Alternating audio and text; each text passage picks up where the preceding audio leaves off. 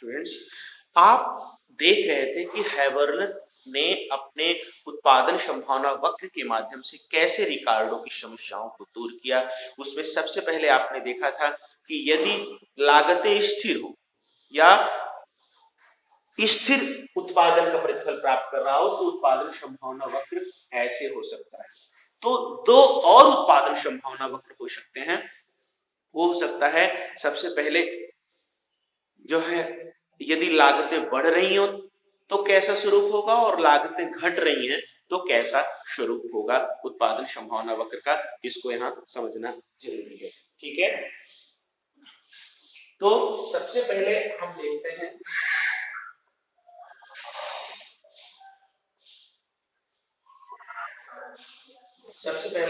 हैं आपका यदि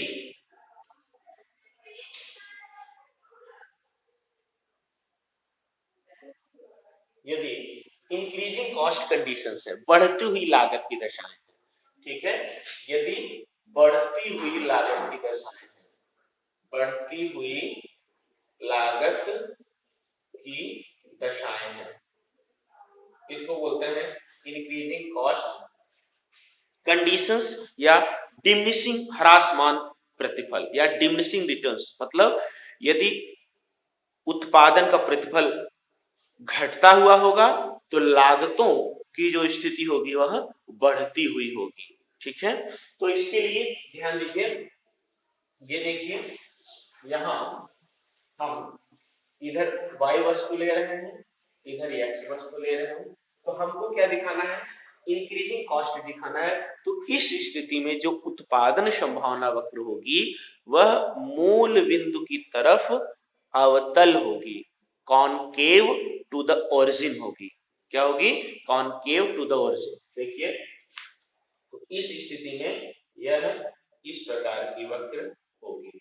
ठीक है, अर्थात यदि वह पूरा का पूरा x ले ले, इतना x पाएगा OA, और पूरा का पूरा y उत्पादन कर ले तो कितना पाएगा OB। ठीक है, अब मान लीजिए कि वह यहां पे आता है, इस बिंदु से यहां पे आता है, तो उसके पास इतना x1 होता है और y कितना होता है OY1। ठीक है, इस बिंदु से आ गया BC, B से C, B पर तो उसके पास सिर्फ y ही था, x कुछ नहीं था, x 0 था। C पर आया तो अब यहां पर इतना x मिला लेकिन उसे इतना y छोड़ना पड़ा।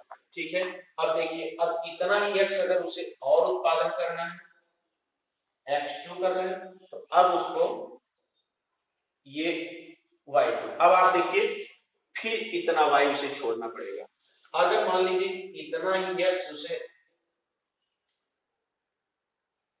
और उत्पादित करना है तो फिर और y छोड़ना पड़ेगा, और फिर इतना ही x और उत्पादित करना है, x3 x4, तो इतना y3 y4।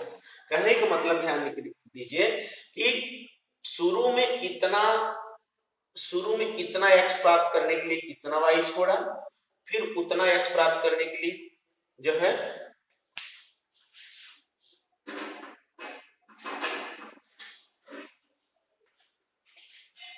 देखिए, फिर इतना x प्राप्त करने के लिए इतना y छोड़ा, फिर उतना ही x प्राप्त करने के लिए इतना y छोड़ना पड़ेगा, फिर उतना ही x प्राप्त करने के लिए और ज्यादा y छोड़ना पड़ेगा। इसका मतलब आपने देखा कि y के रूप में जो उसकी अवसर लागत है वह क्या हो रही है, बढ़ रही है।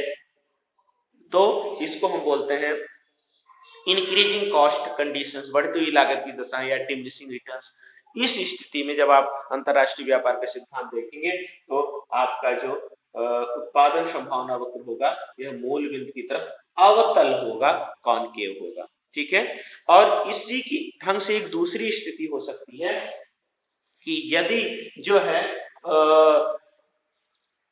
घटती हुई लागत की दशाएं हैं तो क्या होगा। ठीक है, कैसा स्वरूप होगा उत्पादन संभावना वक्र का।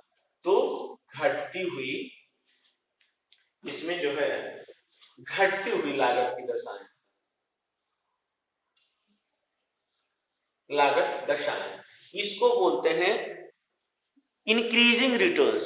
अगर लागत घटेगी तो फिर उत्पादन की जो प्रतिफल होगा, उत्पादन के जो बढ़ने की दर होगी वो बढ़ता हुआ होगा, इंक्रीजिंग रिटर्न्स होगा, घटती हुई लागत। इस स्थिति में जो उत्पादन संभावना वक्र होगा, जिसको हैबर्लर ने अपने सिद्धांत में लिया, वह मूल बिंदु की तरफ जो है कॉन्वेक्स होगा, उत्तल होगा। यह मूल बिंदु की तरफ कैसा होगा? कॉन्वेक्स होगा, उत्तल होगा। ठीक है, ये देखिए, अगर उसके पास पूरी की पूरी y ही है तो इतनी y होगी, पूरा का पूरा x पैदा करना है तो मान लीजिए OA इतना x उसके पास है। ठीक है, अब अगर यहां आता है, मान लीजिए B से C बिंदु पर आता है, तो वह x की इतनी मात्रा बढ़ाएगा और x की इतना x पाने के लिए उसे इतना y छोड़ना पड़ रहा है, क्योंकि पहले उसके पास जहां OBY थी, C बिंदु पर y घट के कितना हो जाएगा? OY1। अब फिर उतना ही x और पाने के लिए अगर इतना और x पाना चाहे तो फिर अब उसे इतनी y और छोड़नी पड़ेगी। ठीक है, इतना x की अवसर लागत ये है, पहले इतनी x की अवसर लागत ये थी y के रूप में, अब इतने x की अवसर लागत ये है, फिर उतने ही x की अवसर लागत देखिए ये है। इसका मतलब क्या निकला कि समान मात्रा में x बढ़ाने के लिए y की जो छोड़े जाने वाली मात्रा है वह घट रही है। इसका मतलब यही y के रूप में तो उसकी लागत दिखाना, यही उसकी अवसर लागत है। तो इसीलिए हम बोलते हैं घटती हुई लागत की दशाएं हैं, जिसको हम बोलते हैं इंक्रीजिंग रिटर्न्स टू स्केल। ठीक है, बढ़ते हुए पैमाने का प्रतिफल है या घटती हुई लागत की दशाएं हैं।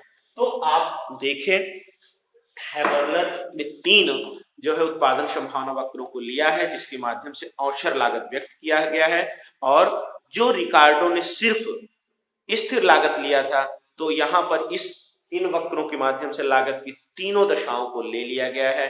और जो रिकार्डो ने सिर्फ मूल्य के श्रम सिद्धांत पर अपना सिद्धांत दिया था, तो यहां पर अवसर लागत को लेकर सभी साधनों को शामिल कर लिया गया है। अब हम रिकार्डो का सिद्धांत आपको बताएंगे। ओके, सॉरी, अब हम आपको हैबर्लर का सिद्धांत इन